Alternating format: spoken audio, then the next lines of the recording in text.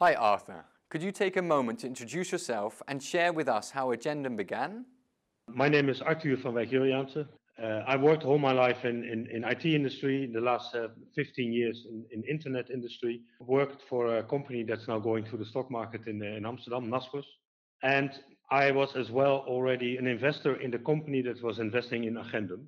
And the investors of this company have asked me to have a look at Agendum last year. I had a look at it and I could see an enormous opportunity for this business. And I decided somewhere end of last year to invest in this company, to become the new CEO and come up with a plan for the future.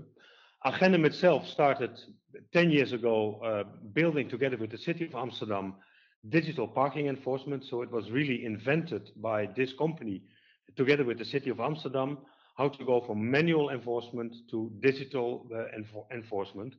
I think we created a leading position. And the last 10 years, of course, as other parties saw there was an enormous opportunity, you could see that, especially in the Netherlands, more companies stepped on this new market, and you can see all kinds of contenders coming from all directions, from scan devices, from software development, from parking. However, we are still, let's say, the Coca-Cola under the parking enforcement. It was invented here, and I think we start to have a very nice future with this company. Can you begin by explaining what digital parking enforcement is and how it all began? So normally when you park your car in the city, in the old days, you had to go to a parking meter, put money in for an amount of time. And before the parking meter was over, you had to go back. Otherwise, somebody from the local government could come and give you a ticket for not paying your parking ticket. The city of Amsterdam wanted to bring this completely digital. So what they wanted to do, they didn't want to have people on the street anymore to check if you had paid, but to put parking meters where you had to put your license plate details of the car, and where you could pay for the specific car you were driving, and to connect this back to a central point where we could see who had paid, who had not paid. And how could we see this? By having a scan car driving to the city of Amsterdam in this case, and making photographs, scans of all the parked cars that were in the place where the car was driving, and to check license plates against people that were parking that had paid or had a license for parking.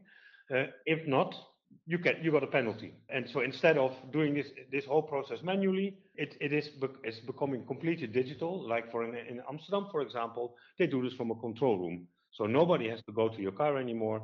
Somebody in the control room is looking at the pictures that are suspect of not paying, having paid the ticket, and from there you can get a penalty for non paying.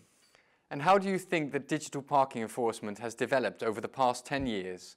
And what do you believe the future holds? So if you look back 10 years ago, at that point in time, it was completely new. So Amsterdam was really a front runner, and other cities were looking at it and didn't get it. We did a lot of missionary work in the field with other cities. Of course, more cities are doing this now. And what you can see is that step by step, cities are thinking about, of course, doing digital parking enforcement, but to look at much more digital things they can do in the city. Use the same pictures and videos they make for other things they can do in the city. For example, looking at the quality of the road, looking at lampposts, looking at garbage, looking at road signs. And you can see that cities that have started doing parking enforcement have gone through this digital cycle, want to digitize more and more and more. And that's the next step for us. So we are really looking at the public space that could be interesting for cities to know more about and to start digitizing it and to have, let's say, a central point where they can bring everything together. And with developments in the industry building momentum, we imagine you have exciting projects coming up. The Hague is one of the cities we are working with together. We are going to do an experiment with them concerning garbage. It's not about penalizing the general public, it's more informing the general public. Let's say why in certain places where you have these containers, people still put garbage next to it. What is the reason for it? So they want to show to the general public.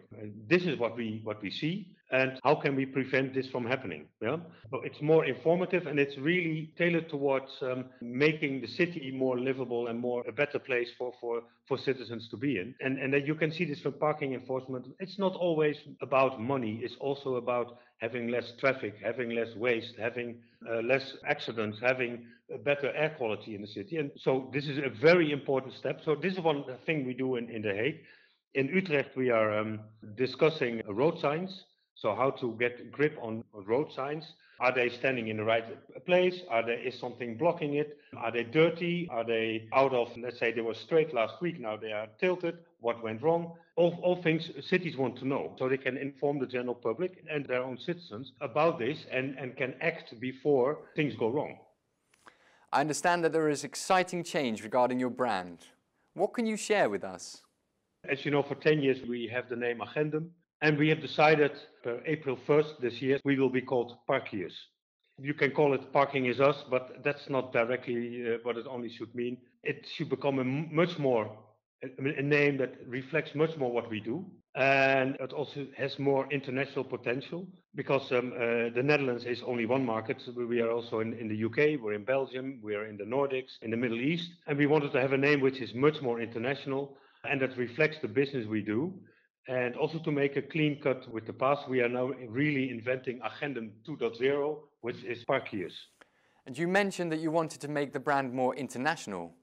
Can we expect to see PARKIUS expanding to other global markets?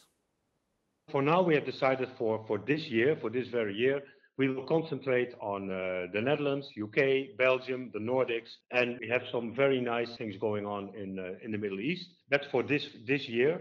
But for sure, the coming years, we are looking at Asia, and of course, we are looking at the US because the US might be a very interesting market for us. And where do you see the company in about 5 years? So, if you look at the general trend, as I said, I used to work in the internet industry, and I've seen the whole digitalization from companies from the year, let's say, 1998 till today, which was very small in the beginning, started growing to a huge business the last 20 years. Cities are still starting to digitize their whole environment. So in the next 5 years, there will be winners and losers in this market. And it's my strong opinion that if we do the right things and we concentrate and focus on the things we are doing, and we are doing well and better than the rest, the next 5 years we will be one of the leaders, first in Europe and maybe internationally, but certainly in the European Union, or including the UK, if it's still there, the leaders in digitalizing the public space for cities and for countries. So I think we are up for being one of the leaders there. Thank you, Arthur, for taking the time to share the news of Agendum's rebrand to PARKIUS and for giving us insight into the history and vision of the company. We look forward to following your projects and developments over the next year.